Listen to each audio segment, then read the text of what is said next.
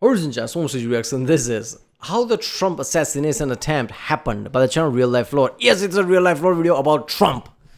Yeah, look, I try to make Real Life Lore reactions because it's like one of the best channels in the whole YouTube or whatever.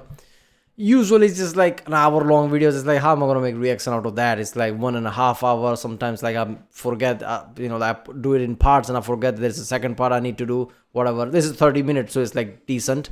But it's about Trump, right? I like Real Life Lore videos, like about good to know type of topics. But this is like a current event that happened, and Real Life Lore is great at that. Like how it's like ongoing conflict series, and now this. So he's really great at that. So this is going to be really interesting. I watched enough Trump videos. What happened recently, like from Brandon Herrera and like other channels, Task and Purpose, another great channel. So yeah, this Real Life Lore's take and perspective is going to be interesting. So let's watch this one. Remember to flag my next on phone, subscribe, so that way I know which videos to react tomorrow. Check out my next Saturday, this link in the season, and let's watch it. On the 13th of July, 2024, an event took place near the small town of Butler, Pennsylvania that would shock the entire world. The former president of the United States, Donald Trump, was very nearly assassinated by a gunman during a rally in his re-election campaign. During Trump's speech, a lone gunman managed to climb up onto the roof of a one-story building and position himself on an elevated position roughly 450 feet, or about 137 meters away from Trump. Armed with an AR-15 style rifle, the gunman had a perfect view of Trump with... Okay, it still baffles me. First of all, yeah, as you can see, this area right here, so there was a Fern, F-E-R-N channel, which created this kind of like a graph, which kind of made it like, made it clear that it wasn't as open as I thought, because this thing right here is like stand where people sit, and he is really threading the needle here, right? So Trump and the shooter line is like kind of like restricted in that way. It wasn't like completely open. Even then, right? 450 feet is nothing. I'm a civil contractor. I've worked like factories and things, so I know what an open field looks like. You have to do survey and everything. 450 feet is not that much. I can like picture it right now. And I'm not gonna assume how Secret Service work or anything. But like judging from common sense, that's way too close and way too like it shouldn't have happened type of way. And then like a lot of shit came out of that, like how the director of Secret Service, like there was a threat from Iran to Trump and she didn't do anything.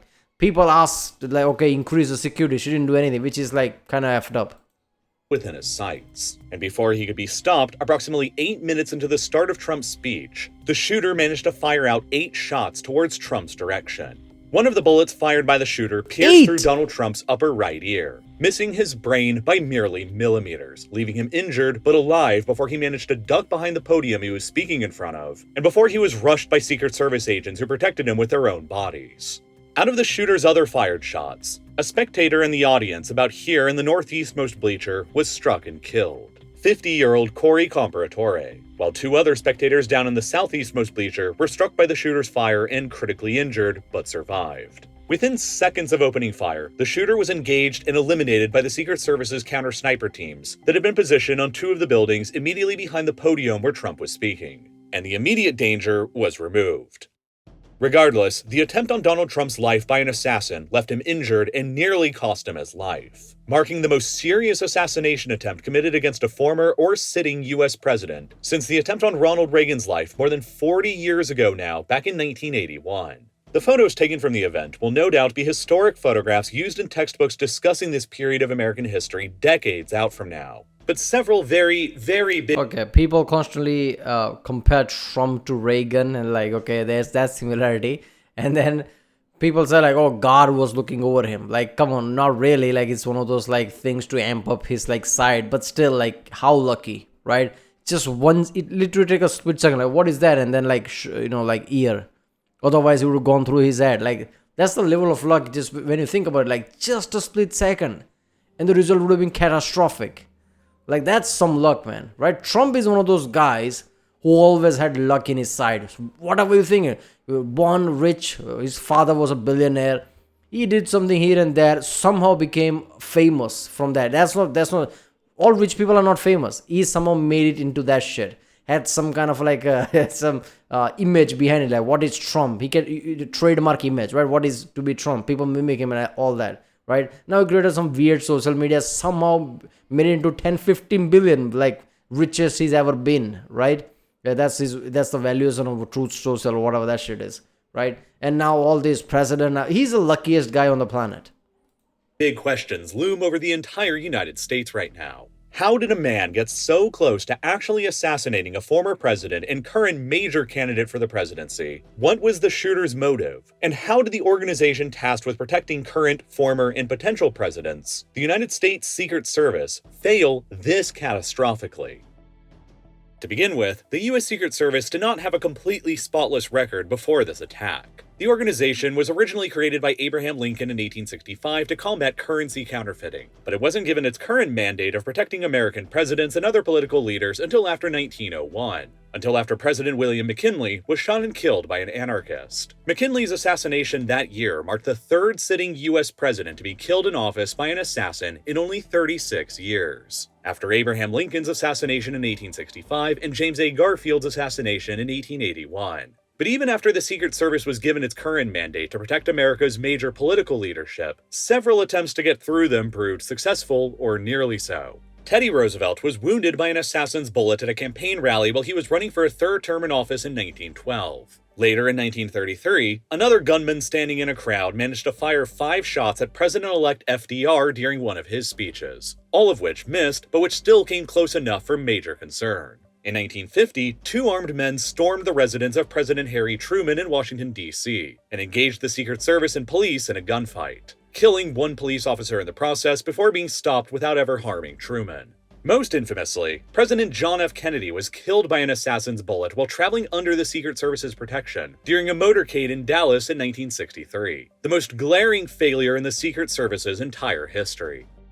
5 years after that failure, JFK... Most insanity, that one, right? Like, too much, like, mystique to it, too much like that Lamino video, basically, investigation, like, people heard multiple shots, this and that, like, damn. His younger brother, Robert F. Kennedy, was also shot and killed by a gunman in 1968 while he was at a campaigning event while he was running for president. At the time, the Secret Service wasn't protecting major political candidates for the presidency, and so RFK's protection was outside of their scope.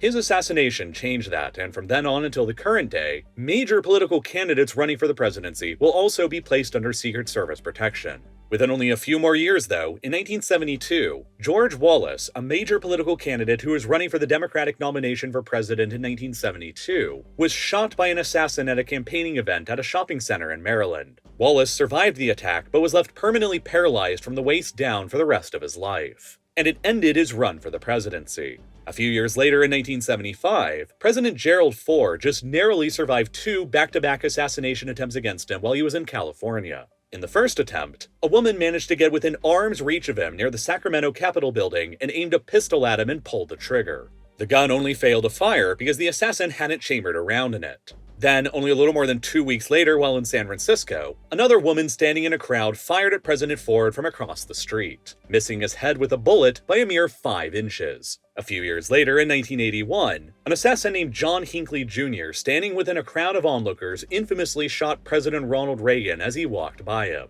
very nearly killing him in the process, which up until the attempt on Donald Trump's life this year, marked the most serious failure of the Secret Service since the JFK assassination. But even though the assassination attempt... Yeah, look, that woman thing, right? Like, don't want to sound too sexist, but that feels like a plot type of way. Using a woman to get closer just so she can shoot him type of way. That's like clear plot assassination, not just some one person decide to do that type of shit, right? That's how it feels. Attempt on Reagan was the last time before Trump that an assassin seriously wounded a president or a presidential candidate. There have been many attempts and near misses in between that time and multiple scandals on the part of the Secret Service as an organization. In 1994, when Bill Clinton was president, a man armed with an SKS rifle standing on the sidewalk just outside the White House grounds fired 29 rounds into the White House while Bill Clinton was inside. Secret Service agents immediately rushed across the White House lawn toward him with their weapons drawn, while local citizens who happened to be nearby managed to tackle the shooter and subdue him before he was arrested. Nobody was hurt in the incident, while the shooter was sentenced to 40 years in prison. A decade later, in 2005, when President George W. Bush was visiting the country of Georgia in that country's capital, Tbilisi, a man stood in the crowd in Tbilisi's Central Liberty Square awaiting a joint speech by President Bush and Georgia's then-president, Mikhail Saakashvili. As soon as Bush began speaking, the man in the crowd lobbed a Soviet-made RGD-5 hand grenade that was wrapped up in a red patterned handkerchief toward the podium where Bush was speaking, which landed a mere 61 feet, or about... What about the boot? Somebody threw a boot at Bush, and he's just like, his reflex is like, okay, that boy could fight in UFC. That's the level of reflexes he had. He just dodged that shit. 19 meters away from the president. The handkerchief stayed wrapped around the grenade, which kept it disguised, but also likely prevented the grenade's striker lever from releasing, which prevented the grenade from ever detonating. Bush didn't even learn about the assassination attempt until after the rally had ended. The man responsible was later tracked down by the FBI and local Georgian authorities and sentenced to life in prison. Now, over the past 60 years of history since JFK's infamous assassination in 1963, the U.S. Secret Service has dramatically expanded in size and scope. From a relatively small, compact force of only 300 agents at the time of the Kennedy assassination, to a small army of around 8,000 agents today, while its budget has similarly ballooned in size from only $5 million a year then to $3 billion a year today, roughly equal to half of the entire budget of the New York City Police Department, which currently employs 36,000 officers. Meaning that the Secret Service has about 4.5 times fewer agents than the NYPD has officers. But the Secret Service has half of the NYPD's budget.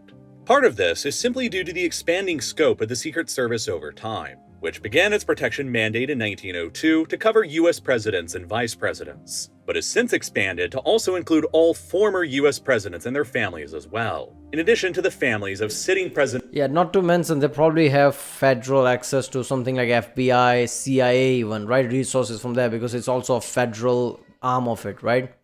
And vice presidents, major political candidates actively running for the presidency along with their spouses, all 17 of the individuals in the presidential line of succession, ranging from the Speaker of the House and the President pro tempore of the Senate, to all of the secretary positions in the president's cabinet, as well as visiting foreign heads of state and heads of government. All of which is why the Secret Service has thousands of agents to protect all of these people today. And yet, despite the massive ballooning in the size, budget, and scope of the Secret Service since JFK's time, some of the organization's greatest scandals and blunders have taken place fairly recently, back during the Obama administration.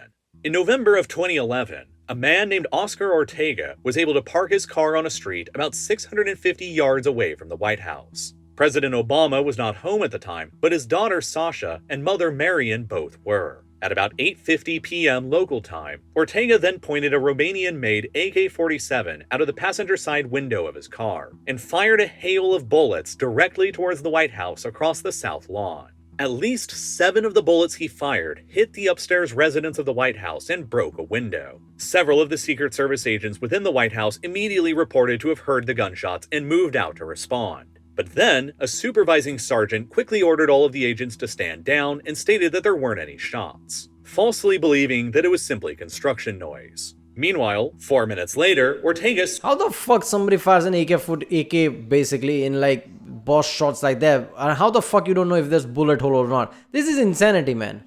Understand, like, you can keep watch of everything, but somebody just fires an AK, like nobody reports it, nobody knows it, like why isn't that immediate response? And that is so fucked up, man. Somebody can just shoot White House like that.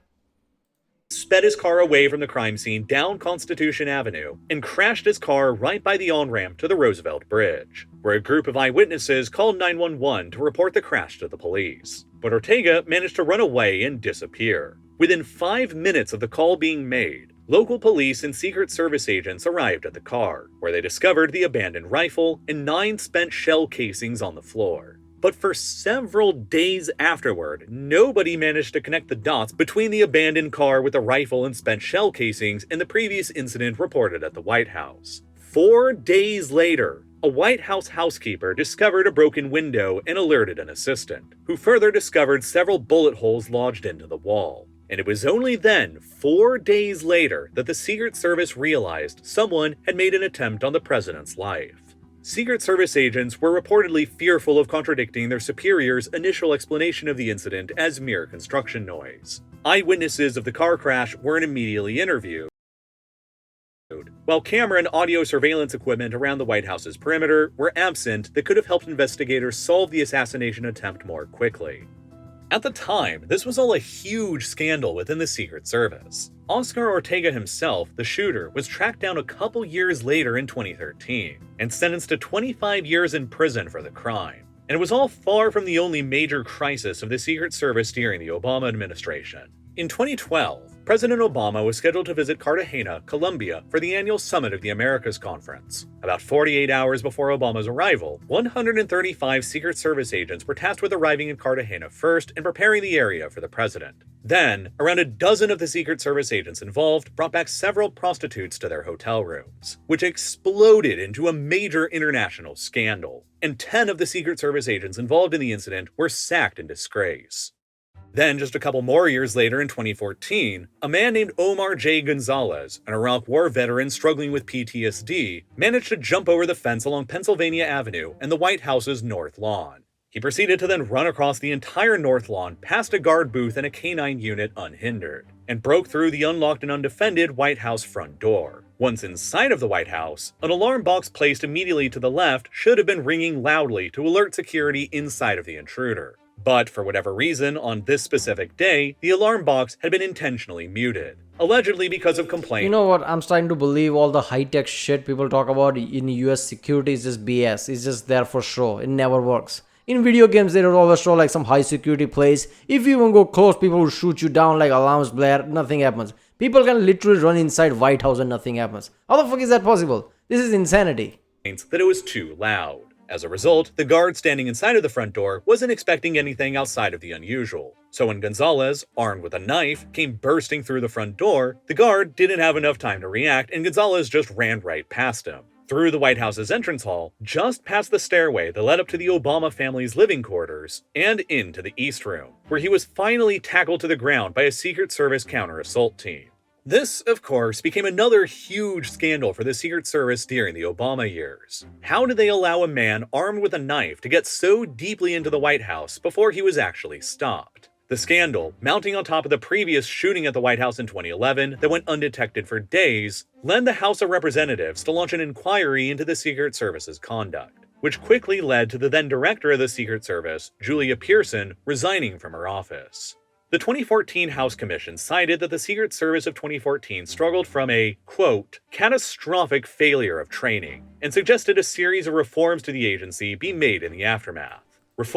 Reforms like 30% must have women force, whether merit is there or not, whether they're fit or not, right? Who cares about merit? It's all about like this is the place where we should have quotas, right? This is where inequality comes in place. We're protecting presidents. Should we have 30% quotas in Congress? No. Should we have 30% quota in somewhere else? No. It's the Secret Service.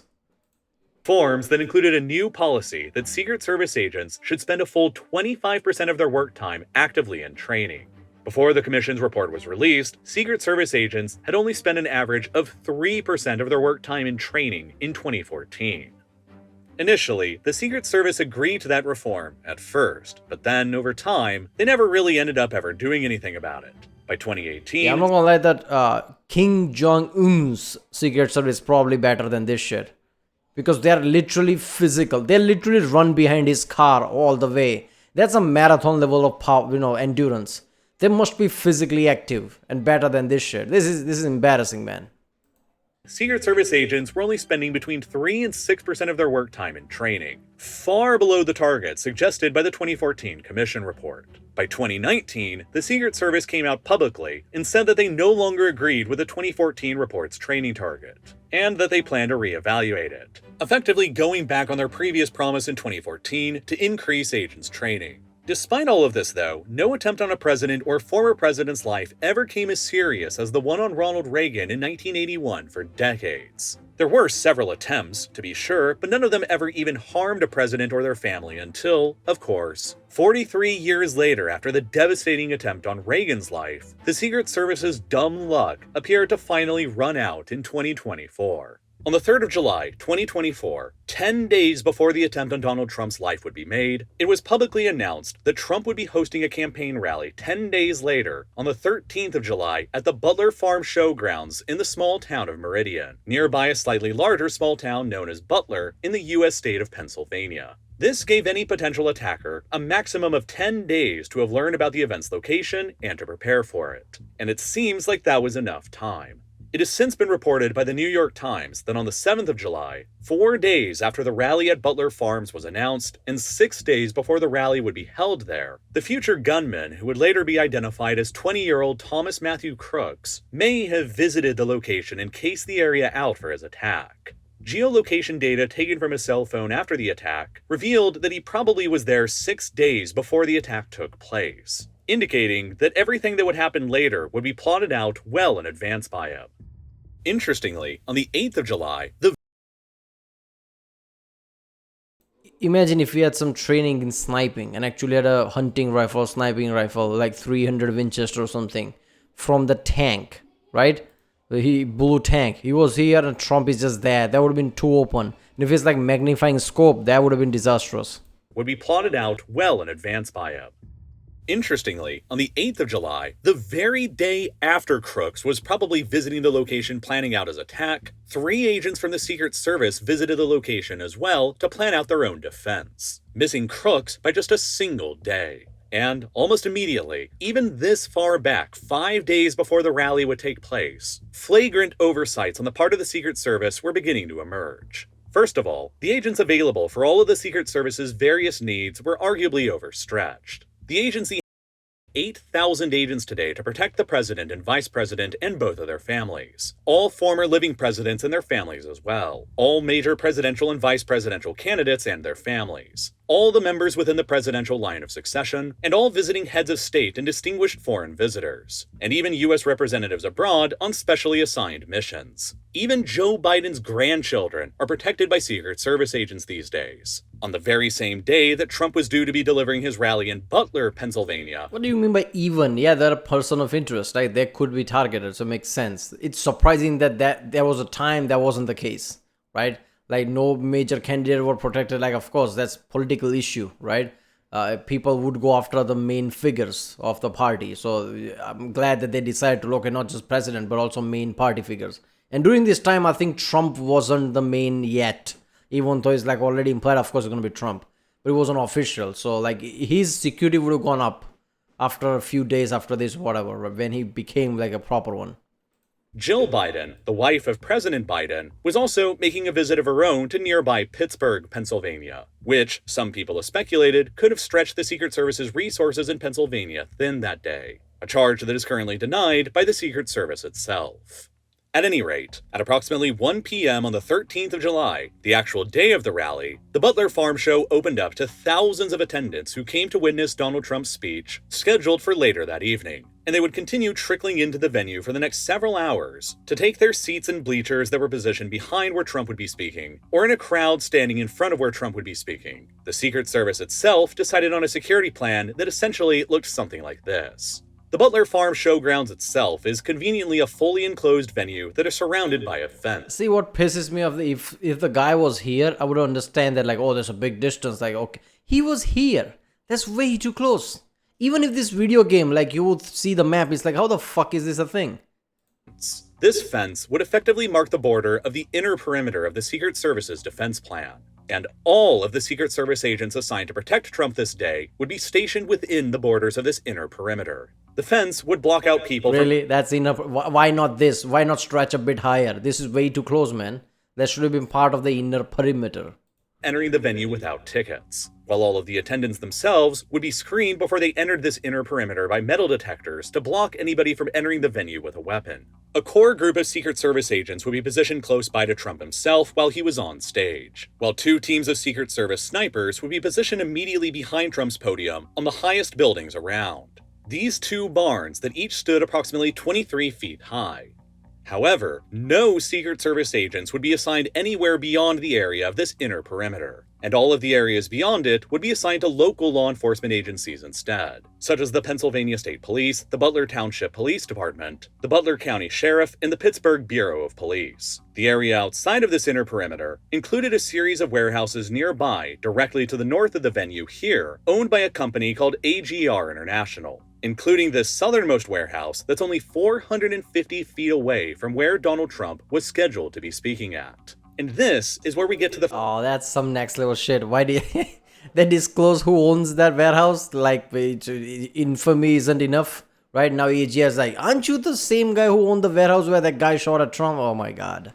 First part of information in this story that is currently conflicting. According to the currently serving director of the Secret Service, Kimberly Cheadle, the responsibility of protecting these warehouses outside of the inner perimeter were assigned to the local law enforcement agencies. And she has stated the local law enforcement officers were present within the southernmost warehouse building that's closest to the venue and the location where Trump would be speaking at. But Cheadle has also stated that the Secret Service didn't request any officer to be positioned on the roofs of these warehouses due to safety concerns over the roofs of them being slightly angled. However, this is despite the fact that, according to an independent analysis conducted by the Washington Post, the roofs of the... Look, I get it, like, this roof is not that slanted, but it's slanted enough for the... I'm talking about the snipers. Those snipers must have, like, have to really accurately shoot. I mean, they are, like, trained snipers, but, yeah, because a slanted thing, like, only head would be visible, right? And they basically shot at the head. That's insane. Anybody who's like even remotely studied anything would realize like people usually are encouraged to shoot at the torso, not the head. This is not a video game. But only head was visible, so they had to attack that. That's insane. The barns, where the Secret Service's own counter-sniper teams were positioned within the inner perimeter, were even steeper than the roofs of the warehouses outside of the perimeter. Moreover, every single one of the local law enforcement agencies involved with assisting the Secret Service at the rally that day have stated that none of them were actually assigned the responsibility of guarding the warehouses just to the north of the inner security perimeter. In total, about 100 Secret Service agents and local police officers were assigned to guard the event that day, and the vast majority of the local police officers were reportedly assigned to duties within the inner security perimeter, along with all of the Secret Service agents who were present. The few local police officers who were assigned to duties outside of the inner perimeter were reportedly assigned to traffic direction duties. So, the Secret Service directors claimed the local police officers were present within the closest warehouse to the venue, but they weren't on top of it. While all of the local law enforcement agencies claimed that they literally didn't have anyone assigned to this specific building at all. Instead, the local police provided 7 of their own snipers to support the Secret Service snipers. But none of them were ever positioned on the rooftops of the warehouses that were closest to the venue. Instead, 4 of the 7 local police snipers were positioned within the inner security perimeter along with the Secret Service snipers. The 3 other local police snipers were reportedly assigned to the second floor of the warehouse immediately. I'm guessing this is SWAT team. I highly doubt they train like those blue, uniform police to how to be a sniper, or do they train that? I don't know. Is police training is like Quantico from FBI or something? Like they have rigorous training. They teach them to shoot everything. I highly doubt that's the case, right? Basically pistol and things. SWAT would be the thing, right? Specialized tactical. What is it called? Special weapon and tactics. Is that what it is? Immediately behind the southernmost warehouse, where the shooter would eventually position himself on top of. Here, it was thought, the 3 snipers would have a good view of the crowd without apparently being exposed to the danger of the sloped roof above them. But obviously, this eliminated their ability to actually detect a potential shooter on top of the building in front of them. A major oversight. Regardless, this was the way that the Secret Service and local police officers were positioned around the rally as it was getting started. And at the same time, the shooter was making his own preparations to attack. At approximately 9:30 a.m. on the day of the attack, the shooter, Thomas Crooks, is known to have visited a local Home Depot where he purchased a 5-foot ladder and 50 rounds of ammunition. He then drove his car to the rally location later that afternoon, and he brought with him an AR-15 light rifle he had purchased from his father, a bulletproof vest, several rudimentary explosive devices, and a drone. Upon arriving at the rally location, he likely used this drone to fly over the rally ground and survey the location and the placements of the counter-sniper teams without being detected. By doing what? He had drone, but Secret Service did not. This is insanity. 20-year-old, that's basically a kid, right? People, I don't, if just there's no magical line like after 18 everybody's adult. Like that's still stupid kid. He had sense to use drone, but Secret Service don't. One simple Amazon drone, how hard is that? Like Secret Service can't have that? This, he almost certainly saw the absence of any snipers or personnel on the warehouses to the north of the rally. And he also probably saw that there weren't any officers present on a taller water tower to the east of the warehouses either. Armed with this knowledge of where there were and where there were not any snipers, Crooks then likely decided to expand his surveillance of the area down on the ground. At approximately 5:10 p.m., a full hour before the shooting would take place, Crooks was actually identified by local police officers standing outside of the inner security perimeter acting suspiciously. They took several photos of him and radioed an alert to the Secret Service and other officers that a suspicious person had been spotted beyond the rally's perimeter. But he disappeared into the crowd, and the officers who reported him lost sight of him. For about 20 more minutes, nothing else happened until local police spotted him again outside the rally's perimeter at around 5:30 p.m., 40 minutes before the shooting would take place. This time, local police reported that they saw Crooks with a rangefinder, a device that's similar to a telescope that's used to measure the distance from an observer to a target. Yeah, this is not that civil construction rangefinder, I'm guessing. The proper one like that would be different. This is like binocular type or monocular. I don't know, like probably the one, right? Or could be the bino one. I don't know. But it basically tells you the range, right? Which is insane. He had rangefinder as well. I mean, I get it. Like, how do you flag that? Like, somebody buys a rangefinder sometimes, then he has his father's gun or something, then he has some kind of drone. You can't really, like, track this thing. Technology is so becoming accessible to everyone. How the fuck you gonna track that? But this is some next level shit. This is basically Call of Duty. He played Call of Duty a lot. He knew to use rangefinder and all that shit. In this instance, it's believed that Crooks was actively using the rangefinder to measure the distance between the roof of the AGR International Warehouse to the north of the rally perimeter to the podium where Trump would be giving his speech at. The local police radioed him in again, but like the last time, they quickly lost sight of him in the crowd of people. Another 20 minutes later, around 5:50 p.m., just 20 minutes before the shooting would take place, the Secret Service reportedly spotted a suspicious figure on the rooftop of the AGR International Warehouse. But, knowing the local law enforcement officers were present within the ground floor of those buildings, the Secret Service didn't necessarily know if the figure they saw on the roof was an officer or not. So what? Radio in. Radio, local police, is that one of you? Identify, I'm gonna shoot your head in. This is serious. It's Trump here. He's one of the major political figure, former president. I'm Secret Service. This is a federal thing, right? Every single movie and TV show shows like federal thing is too intense. Even the like Marquis Brownlee, right? The tech guy. Recently posted a video how like FBI people came to his warehouses like flashing badges in 2020 like it's a big deal. Federal thing is always amplified like it's a big deal. That wasn't big deal here. Local department, who the fuck is that on the roof? You have 30 seconds to answer. Like, you can't do that. They didn't know if the figure was armed or not, and they almost certainly didn't have a very good sight on what the figure was. So they radioed to the local police to have them investigate the roof of the building, since it was within... Did that do video game thing? Oh, must have been the wind, and just walk away. Who was that? Must have been the wind. Let's not do anything. their jurisdiction.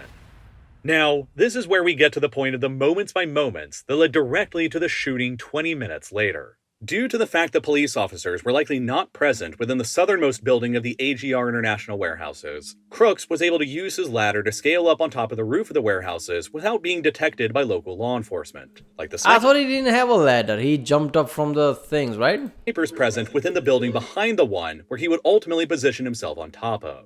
And once Crooks was on top of the warehouses, his position up there was also likely obscured from the Secret Service counter-sniper team's position on the barns within the farm grounds itself. While the barns where the Secret Service snipers were positioned on stood at 23 feet high, the southernmost warehouse that Crooks positioned himself on stood at only about 11 feet high, much lower than the barns where the Secret Service snipers were placed on. But, notably, the pitch of the roof on the warehouse where Crooks got on top of rose about another 3.5 feet further up, which meant that as he crawled along the northern side of the warehouse's roof towards the peak, he was likely not visible to either of the Secret Service counter-sniper teams positioned on the barns. The northernmost one about 400 feet away from the warehouse, and the southernmost one about 500. Look, maybe this is absurd, but one of the Secret Service should have been on the water tank, right? If this was video game, that's the first place you... If I remember playing Far Cry 5, and I always look for water tank where I can put my sniper team there, right? There was a sniper companion. always try to put it there, right? It's like one of the things like which is the highest. Even Assassin's Creed finds the highest point to survey things. There should have been one person in like on the water tank to survey things, binocular or whatever, right? I don't know. 50 feet away. Moreover, a pair of trees were positioned between the closer, northernmost counter-sniper team and the warehouse roof where Crooks would position himself on top of, likely obscuring Crooks' position to this team even further. That left the further away southernmost counter-sniper team about 550 feet away, with a better view unobscured by the trees, but the further distance. Roughly 2 minutes before the shooting would take place at around 6:09 p.m., local people who were attending the rally outside of the inner perimeter spotted Crooks on the roof of the warehouse building armed with a rifle, and several of them began yelling for the police to intervene, and many of them even began filming him. By this point, it's known that the northernmost... This is insane. If some guy is in prone position in front, on top of roof, people actually videoing, that should have been quicker response. That's what I'm saying. Like, people always like, you don't know this, like in the comments always like, it's not how it works. It's always defend us. I understand that, but then again, this is a no margin thing, right? You can't have margin for error. Otherwise, a person is dead, right? This is not some other job. In any other job, FBI, CIA, even military, I would understand. Secret Service, one job is to protect somebody. There's no margin for error, right? If people actually videograph him like crawling on the roof, after that, even 30 seconds is enough, right? Like somebody's on the roof, either check it out, scream at him, come down, or just shoot him down with a sniper or something. It shouldn't be that hard. Secret Service counter-sniper team behind Trump had switched out their binoculars for their rifle optics, suggesting that they had already been alerted to a possible threat by this point and were actively tuning themselves into it, though it's presently unclear when exactly Crooks may have actually been spotted by them. By this point, 4 local police officers outside of the inner security perimeter had been clued in to the suspicious activity taking place on the roof of the warehouses, and they had left... He shot 8 times. How do you not take him down after the first shoot? I get it, like it's quick succession, but it's like 1 shot, 2 shot, 3 shot. By now, there should be like responding shot by now. But 8 shots he did before he was taken down. That is insane, right? Trump was fine, but what about the guy who didn't survive, right? This is Secret Service failure. This is insane. Their traffic direction duties to investigate what was happening. Then, approximately 30 seconds before the shooting would take place, a local police officer managed to hoist himself up by his arms to get a peek on top of the southernmost warehouse roof to investigate the suspicious activity there that had already been reported. Then, upon hoisting his head up, Crooks became immediately alerted to the officer's presence and reportedly pointed his rifle directly at him, which led to the officer immediately dropping back to the ground to avoid getting himself shot and killed. 30 seconds later, likely under very high pressure, knowing that his position was blown, Crooks began opening fire on the rooftop towards Donald Trump, standing only approximately 450 feet away from him. Crooks reportedly managed... Yeah, that was 30 seconds. Really process that. It's not 3 seconds, like 1, 2, 3. No. It's like 30 seconds. 1 second, 2 seconds, 30 seconds. Like nobody could have responded before that. Come on. The cop already saw like, okay, he has a gun. He's like trying to do something. Immediately, like, put the radio on, like somebody's trying to, somebody's in this location trying to attack Trump. The end. By the end, all the snipers should have just like directly pinpointed him. 30 seconds. That's a lot. Managed to get off 3 shots fired directly at Trump's direction before Trump ducked behind the podium. One of these bullets that Crooks fired grazed through Trump's upper right ear, missing Trump's brain by only millimeters due to an incredibly lucky tilt of his head merely a second before Crooks pulled the trigger and opened fire. After Trump ducked down behind the podium and the inner Secret Service agents began immediately rushing onto the stage to protect Trump with their bodies, Crooks reportedly managed to fire 5 more shots from his rifle at Trump's general direction, with some of these bullets hitting audience members in the bleachers positioned behind Trump. Corey Comparatore, a 50-year-old... Even after he ducked down, he shot 5 times. What is the fuck it? Let's just shoot in his general direction. Didn't he see the other people there? Like, at that point, he didn't care. Like, okay, I get it. You want to take out Trump, but like anybody else, you don't care? That is so insane. You see Trump getting ducked down by Secret Service. After that, 5 shots for what? What is that going to achieve? Former firefighting chief. If anybody else would have been like, oh shit, if Trump is like ducked down, let's try to run away. Right? Maybe he would have evaded Secret Service. Who the fuck knows? Maybe he would have run away. But no, he shot 5 times before he was shot down. Like, that's some insane level. That's what I'm saying. Like, he was probably not right. That's the thing. Tragically killed by this gunfire in the bleachers, positioned approximately here. while 2 other audience members positioned in the bleachers here were also struck by the gunfire and critically injured, but survived. Within seconds of crooks opening fire on Trump, the Secret Service counter-sniper teams positioned on the barns behind Trump returned fire on him and eliminated him, ending the immediate threat, with the southernmost team that had the clearer shot being the most likely team to have done so. Almost immediately, the Secret Service agents surrounding Trump rushed towards him and forcefully shoved him down to the ground so that they could get on top of him and protect him with their own bodies, strongly enough that they apparently knocked off his shoes in the process. After it became clear that the shooter was eliminated, the agents got Trump up to his feet and continued protecting him. Okay, he's nearly 80. What if that would have caused heart attack, just like tackling him down? Like, this is some insane territory we're playing at. I mean, like, Trump always ate McDonald's 24/7, New York guy, and he's like alive and close to 80. So probably he's not gonna have a heart attack like that. But still, that's possibility. Then knock him down so fast his shoe fell off. Like that's insane level of like pressure. I don't know. But yeah, obviously that's what they're supposed to do. At least applaud about that, right? Like people suddenly like, oh screw it, just jumped on top of him, and then they heard 5 shots. They're like still like keep Trump protected even if we get shot.